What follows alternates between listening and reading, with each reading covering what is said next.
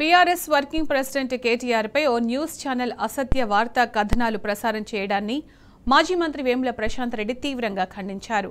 పనిగట్టుకుని దుష్ప్రచారం చేయడం మానుకోవాలని హెచ్చరించారు.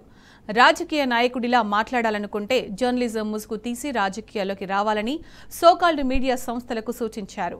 కేటీఆర్ ప్రతిష్టకు భంగం కలిగించాలనుకుంటే అభిమానులు, పార్టీ శ్రేణులు చూస్తూ ఊరుకోరని వార్నింగ్ ఇచ్చారు.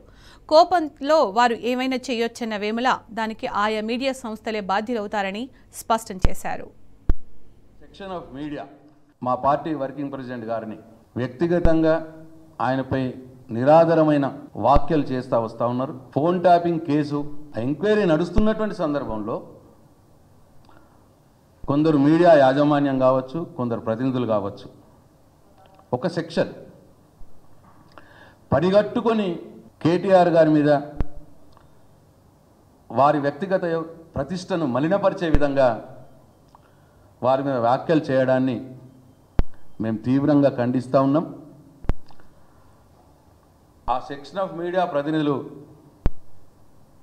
ఒకవేళ ఇట్లనే ఒక రాజకీయ నాయకుడిలాగా మాట్లాడాలనుకుంటే ఆ జర్నలిజం వదిలేసి రాజకీయాల్లోకి రండి.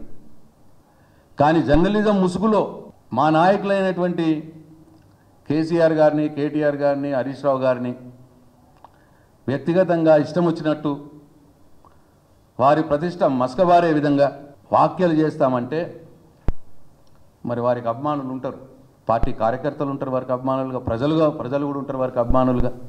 వారు తిరగబడే ప్రమాదం ఉన్నది మీ మీద. ఆ కోపంలో వారు ఏమైనా చేయొచ్చు. వారికి చట్టాల గురించి ఎక్కువ తెలియవు. ఎందుకంటే పాపం వాళ్ళు అమాయకులు, ప్రజలు వాళ్ళు కార్యకర్తలు. కాబట్టి వారికి వచ్చే కోపానికి మీరే బాధ్యులు అవుతారు తప్పిస్తే మేము కాదు. మీరు మీ పరిధులు దాటితే మేము కూడా మా పరిధులు దాటవలసి వస్తుంది, గమనించండి అని చెప్పి నేను హెచ్చరిస్తున్నా.